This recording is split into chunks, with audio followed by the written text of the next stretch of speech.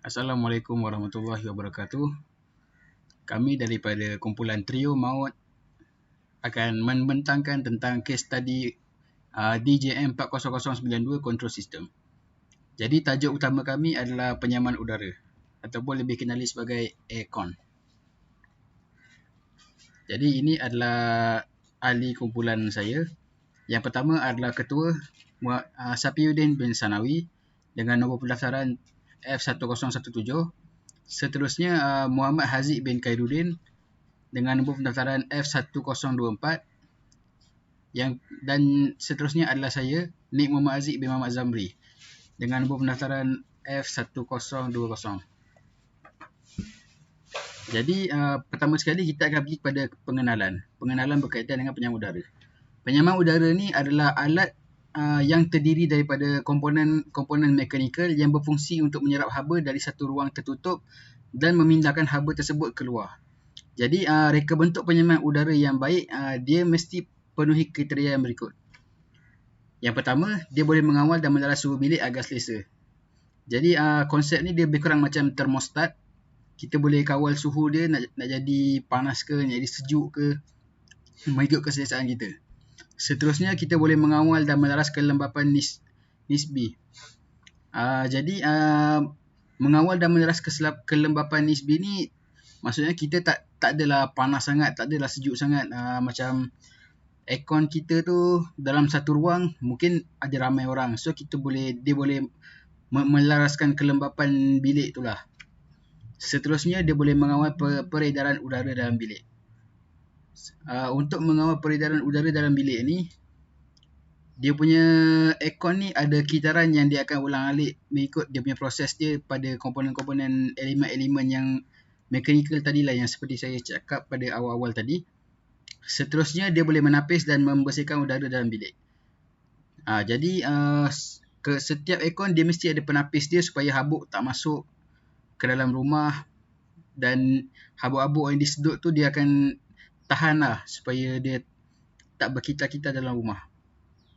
Jadi untuk memahami lebih prinsip dan aplikasi penyaman udara ni, pemahaman berkaitan termodinamik dan kitab penjujukan adalah asas penting. So pemahaman dia, kita perlukan pemahaman termodinamik dan juga kitab penjujukan asas untuk kita membina aircon ataupun penyaman udara. Seterusnya 4 komponen utama terlibat dalam pembinaan tenaga ini, iaitu pertama, pemampat, pemeluap, peranti pemitiran dan penyejat. Jadi ini merupakan elemen-elemen asas yang kita cakap tadi. Pertama, kita ada pemampat. Seterusnya kita ada penyejat, dan kita ada peranti pemitiran. Seterusnya kita ada pemeluap, kondenser. Jadi setiap laluan-laluan dia punya gerakan ni dia ada bahagian tekanan rendah dan juga bahagian tekanan tinggi. Dan seterusnya setiap proses juga dia ada wap dan juga cecair mengikut tekanan. Jadi kita akan pergi kepada komponen utama ataupun elemen utama dalam aircon ini. Yang pertama, kita ada pemampat ataupun kompresor. Jadi kompresor ni dia adalah fungsi untuk menyedut wap bahan pendingin dan memampatkan menjadi tekanan dan suhu tinggi. Dia akan sedut bahan-bahan sejuk supaya dia dapatkan tekanan, dan dia akan menjadikan suhu dia lebih tinggi. Seterusnya kita pergi kepada penyejat, iaitu evaporator. Jadi evaporator ni atau penyejat, dia akan menyerap haba dari ruang yang disejukkan. Seterusnya pemerapan berlaku. Proses sejatan cecair bahan pendingin pun dia akan bertukar menjadi wap bersuhu dan tekanan rendah. Maksudnya daripada suhu tinggi dia akan pergi kepada wap bersuhu rendah. Seterusnya kita ada peranti pemitiran, iaitu metering device. Di mana metering device ni dia berfungsi untuk merendahkan tekanan dan suhu serta mengawal aliran bahan pendingin ke penyejat. Maksudnya peranti pemitiran ni kita lah yang mengawal dia. Kita nak rendahkan tekanan dia, tekanan suhu, dan seterusnya kita akan kawal bahan dia pergi ke bahan sejuk ni dia pergi kepada penyejat yang tadi. Seterusnya kita akan pergi kepada pemeluap, iaitu kondenser. Jadi pemeluap ni dia menyingkirkan haba yang terhasil daripada proses mampatan dan proses sejatan di penyejat. Jadi semasa haba disingkirkan berlaku, proses pemeluapan wap bahan dingin bertukar menjadi cair. Sebab itulah pemeluap ni, kalau kita perasan aircon kita akan keluarkan air daripada saluran yang dia ada lah. Ataupun kalau macam pemeluap ni leaking dia akan bocor lah sampai dalam rumah macam tu. Jadi seterusnya kita akan pergi kepada gambar rajah blok yang akan diterangkan oleh ahli kumpulan saya yang seterusnya, iaitu Muhammad Aziz bin Khairuddin. Assalamualaikum warahmatullahi wabarakatuh dan salam sejahtera kepada semua. So, nama saya Muhammad Aziz bin Khairuddin, 09DEM21F1024, dan hari ini saya akan menceritakan tentang gambar rajah blok penyaman udara. Okey, ataupun dikenali sebagai block diagram. Okey. So, okey. Ini adalah gambar rajah blok bagi air conditioner ataupun dikenali sebagai penyaman udara. Okey, yang pertama adalah desired temperature. Okey. Terus pergi ke microcontroller. Dan selepas microcontroller lalu ke air conditioning system, lalu ke output, dan output ke temperature sensor balik. Lalu dilalukan ke comparator, itu yang tengah-tengah tu. Okay. So inilah gambar rajah blok bagi penyaman udara. Okay. Mari kita lihat cara berfungsi pula. Cara sistem ini berfungsi ialah apabila cecair penyejuk di dalam penyejat bertukar kepada gas haba dari udara dalaman diserap ke dalam penyejuk, sekaligus menyejukkan udara semasa ia melepasi gegulung. Kipas peniup unit dalaman kemudian mengempam udara sejuk kembali melalui saluran rumah ke pelbagai ruang tamu. Jadi, jika anda kurang faham tentang prosesnya, mari saya terangkan tentang proses penyaman udara. Jadi, ini prosesnya. Yang pertama, udara hangat dari bilik ditarik ke dalam sistem. Udara ini mengalir ke atas paip penyejak sejuk di dalamnya yang menyejukkan udara yang ke bawah, manakala penyah lembab menghilangkan kelembapan berlebihan. Yang ketiga, sementara itu bahan penyejuk yang mengalir melalui paip penyejuk menyerap haba dari udara yang bertiup lalu menyejat, bertukar daripada cecair sejuk ke gas suam. Udara hangat ini dipam keluar manakala penyejuk mengalir melalui unit penampat dan pemeluap yang mengubahnya kembali menjadi cecair sejuk. Udara sejuk kemudiannya diedarkan semula ke dalam bilik di mana ia bercampur dengan udara sedia ada dan mengurangkan suhu dan kelembapan. Okey, mari kita tengok gambar aplikasi. Gambar aplikasinya seperti ini. Ya, iaitu yang ada gelung, kompresor, evaporator coil, expansion valve, consider coil. Jadi inilah yang saya ceritakan tentang proses penyaman udara tadi. Okey. Situ saja. Assalamualaikum warahmatullahi wabarakatuh. Okey, kembali kepada saya iaitu Safiuddin bin Salawi. Okey, pada part kali ini saya akan menerangkan mengenai perbincangan iaitu mengenai kekurangan dan kelebihan penghawa dingin ini. Okey, kita pergi iaitu kepada kekurangannya, yang di mana kekurangannya terdapat beberapa kelebihan. Okey, kita pergi kepada kelebihan dulu, iaitu yang mana kelebihan penghawa dingin. Okey, seperti yang kita tahu, penghawa dingin ni dia dapat mendinginkan udara dengan cepat. Sebab apa? Sebab dia mempercepatkan, menipis udara tu dilajukan, maksudnya digerakkan dengan laju untuk menghasilkan udara yang lebih sejuk. Okey, kualiti udara yang bersih. Sebab apa? Okey, kelebihan dia, udara dekat sekeliling kita bila kita ada aircon ni, kita lebih terjamin, lebih bersih. Sebab apa? Sebab sebelum udara tu dia masuk ke dalam kita punya bilik, dia akan ditapis dulu tau. Dekat aircon tu ada filter nama dia.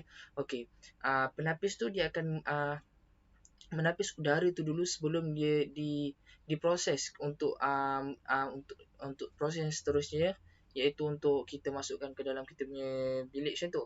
Okey, yang seterusnya iaitu pengaturan suhu yang mudah. Sebab apa? Okey, seperti kita yang tahu kalau aircon. Okey, aircon kan biasa ada apa nama dia? Ada pengaturan dia punya remote. So remote tu kita boleh just kalau kita macam malas nak bergerak. So kita ambil je lah remote tu. So kita tekan je. Okay, suhu nak 16 darjah Celsius paling tinggi. Okay, kita tekan je lah suhu 16 darjah Celsius. So suhu tu kita boleh atur dengan mudah. So itulah kelebihan dia. So kita tak payahlah nak pergi nak bangun, nak kena tukar nombor macam seperti kipas lah kan. So kita nak tekan okay, nombor 1, nombor 2, nombor 3. So kita tak payahlah macam tu. Just kita gunakan remote dia. Okay. Yang seterusnya itu tidak menimbulkan suara bising. Okey, seperti yang kita tahu macam kipas kan. Seperti kipas nanti bila kita hidupkan di nombor 1, nombor 2, nombor 3, so dia akan menghasilkan bunyi macam tu. Tapi kalau penghawa dingin ni dia tidak menghasilkan tidak menghasilkan bunyi, malahan dia senyap. So benda tu membuat kita punya suasana untuk kita rehat. So benda tu dapat menimbulkan dengan tenang lah, senang cerita. Okay, so benda tu lah kelebihan yang terdapat dalam penghawa dingin ni.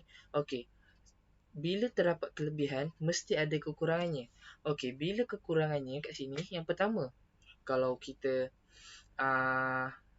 mestilah dia akan guna, seperti yang kita tahu kan, dalam aircon, dalam penghawa dingin terdapat kompresor. So kompresor tu bila dia terdapat berapa step, iaitu kompresor, kondenser, semua tu. So benda tu dia akan berpusing-pusing. Benda tu menghasilkan penggunaan elektrik yang besar. So bila kita punya elektrik besar, apa yang akan jadi? So bil kita akan tinggi, bil kita akan melonjak. So benda ni tak mesra lah kepada semua masyarakat. Okey, yang kedua iaitu menimbulkan penyakit jika berlebihan. Contoh macam hidung tersumbat, resdung, lepas tu ada flu yang air hidung melitik-litik tu.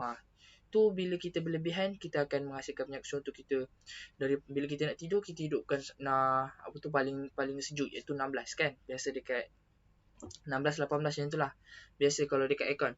So bila kita buat benda tu nanti kita akan menimbulkan penyakit. So terdapatlah resdung, kena ada penyakit resdung lah. Malahan dia boleh mengakibatkan kekeringan kulit. So dia akan menyebabkan penyakit kulit. Sebab apa? Sebab bila kita berada kat dalam kawasan yang sejuk terlalu lama, kulit kita ni akan kering tau. So kita tak ada udara yang lembap untuk kulit kita ni kering. So dia tak ada cara untuk melembabkan. Berbeza bila kita berada di kawasan yang luar, ada udara yang macam normal, room temperature udara. So benda tu kita ada udara 78% oksigen dan hidrogen berada 28% macam tu. So benda tu kita boleh seimbangkan air. Okay. So yang seterusnya iaitu kos yang mahal. Okay, biasalah kalau tak semua orang dapat ada modal untuk memasang aircon ni. Sebab apa? Sebab dia kos pemasangan dia mahal. Sebab kita nak kena beli dia punya kompresor yang kat luar tu. Lepas tu kita nak beli sistem dia yang untuk alirkan udara tu. Pada yang masa sama, bila kita dah beli aircon tu, kos rawatan ni pula mahal. Sebab apa? Sebab kita nak kena tukar dia punya filter tu setiap kali. Nak kena check kompresor tu okey lagi ke tak. Biasa benda tu memerlukan kos rawatan. So benda tu lah yang membuatkan biasa kekurangan bagi penghawa dingin ni. Okey, bila kita terdapat kekurangan, so saya akan pergi kepada yang seterusnya, iaitu kesimpulannya. Kesimpulannya ni saya akan menerangkan. Kita dapat lihat bahawa penghawa dingin ni dia terdapat kelebihan dan kekurangan dia. So untuk mengurangkan kekurangan ni, senang menyempurnakan aircon ni. So kita boleh macam mana kita nak kurangkan penggunaan elektrik, macam mana kita nak kurangkan sistem tu supaya lebih mudah, murah, senang macam tu. So cadangan saya yang pertama iaitu menggunakan sistem inverter. Macam mana sistem inverter ni? Okey, sistem inverter ni sebenarnya seperti yang kita boleh baca kat situ, iaitu pemampatan iaitu kompresor hanya akan dihidupkan apabila semua sistem HVAC. HVAC ni apa? Okey, HVAC ni adalah heating, ventilation and air condition. Sebab apa? Okey, HVAC ni senang cerita macam dia lah yang buat kita punya udara tu macam mana yang kita nak. Macam kita nak dari 16, suhu 16 darjah Celsius kepada 20. So kat situ terdapat proses kita akan berada heating, yang ventilation dan air condition kat situ. So benda tu lah dia akan pusing macam mana dia nak control system kan. Kat situ lah control system kita akan berlaku. Heating nak kurangkan ke, dia punya udara panas nak kurangkan, dia punya udara sejuk nak naikkan lagi ke, itulah control system. So HVAC ni adalah application daripada control system itu tersendiri. Okay, bila korang semua dapat lihat, bila kita menggunakan sistem inverter ni, kita dapat jimatkan penggunaan elektrik. Sebab apa? Sebab bila kita sebab kompresor ni dia menggunakan banyak elektrik tau. So bila kompresor ni hidup sepanjang waktu, dia akan menghasilkan tu yang menyebabkan kos tinggi. Tapi bila kompresor ni hanya akan hidup apabila sistem HVAC ni hidup, so benda tu akan mengurangkan kos elektrik, dapat menjimatkan penggunaan elektrik, dan pada masa sama kos rawatan akan lebih murah. Betul? Okey. Yang seterusnya iaitu penapis udara yang mudah ditukar, itu filter. Filter tu mudah ditukar. Sebab apa? So tak adalah kita nak panggil. Hal ini boleh dilakukan semua orang dan tidak perlu membayar perkhidmatan orang lain untuk menukarnya. So macam kita kat rumah ni, just kita beli je papan filter tu, kita boleh tukar sendiri. So inilah, tak payahlah nak panggil orang penghawa dingin untuk perkhidmatan dia orang untuk tukar benda tu. So kat situ duit lagi. So kos rawatan kat situ dah mahal. So kat situ kita boleh, bila kita beli penapis udara je, so kita just buka dan pasang baru. So macam tu je sistem dia. So benda tu dapat menjimatkan lagi perkara-perkara, dan kos rawatan akan lebih murah. Kat situ juga akan kita mesra alam. So benda tu bila, sebab apa mudah ditukar? Sebab biasalah kalau kita ni kan kadang-kadang duit tak ada. So bila duit tak ada tu, kita ni lupa nak tukar